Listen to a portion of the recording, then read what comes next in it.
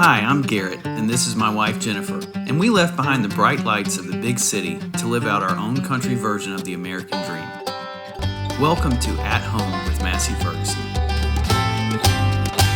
Seen a lot of change in the last 59 years. I manage a cattle operation. I'm the local tire changer and everything else. And that's one of the first things you told me is you said, I sure am glad that there's another man that's coming along on this road that can help me keep all these widows' lawnmowers running. I remember him telling me that. That is exactly right. We started talking about tractors, and there was a 57 series that I wanted, that nobody actually had one at the time. And they actually brought the 47 series up there, and I'll have to admit, I said that then, I'll say it now, that is the most comfortable tractor I have ever to this day been on. But I tell you, I've been impressed with them. I mean, they do a great job keeping the place looking good, and both of them work full time. And what they've done on their own is pretty darn cool.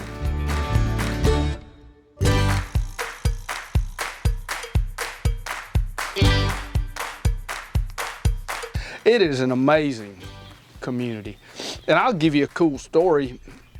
In 2013, I was diagnosed with metastatic melanoma. Wasn't given a great outlet look, went through several surgeries and finally got into a clinical trial at Duke that ended up getting me over the hump. So the community got together, they held an auction and a rodeo and raised over $25,000 for me. I didn't know that. Yeah, to help with medical expenses and stuff like that. That's the kind of community this is.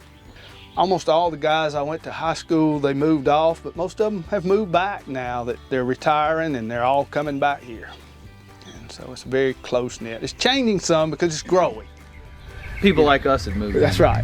But what's amazing to me, though, is, even though we're outsiders, everybody's just been as nice as they can be to us, because I think once you kind of get to know us, you see that we're more alike than we are different. That's maybe. right. And it's true. We love talking tractors, but our community's commitment to each other runs even deeper than good conversations. All right, let's go a little further up the road and meet Dr. Wayne Brubaker. It's a really great community. People are close. They check on each other. When we moved here, we bought this farm. The man we bought it from was going to start a little subdivision with houses like the two across the lake all the way around the lake. And we bought the farm, so he had already built the two houses over there, which actually was good because my neighbor, Mr. Morrison, ended up helping me build my house. And whenever I go anywhere, he takes care of my animals better than somebody that you would pay for to do. And he watches my farm too. He watches everything. Yeah, nothing ever goes on over there that he's unaware of. No, he knows what's going on around here. So yeah. We bought the farm from a man named Harold Lanier, but his brother Roger had bought 8 acres, and he built the house that's right behind me. And they were just like surrogate grandparents to our kids. Never really had any neighbors that we weren't, just really happy with, and we're really glad that Garrett and Jennifer moved here and sort of continued the process of good neighbors.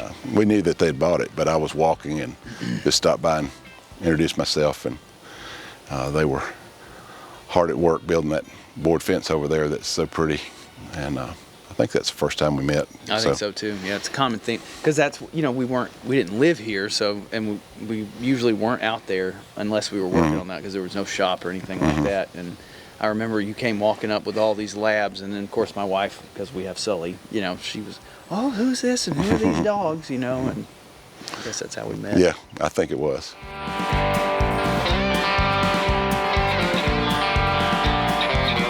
I drive 30 miles probably every day to Athens, and I don't think anything about it. You get used to living out here.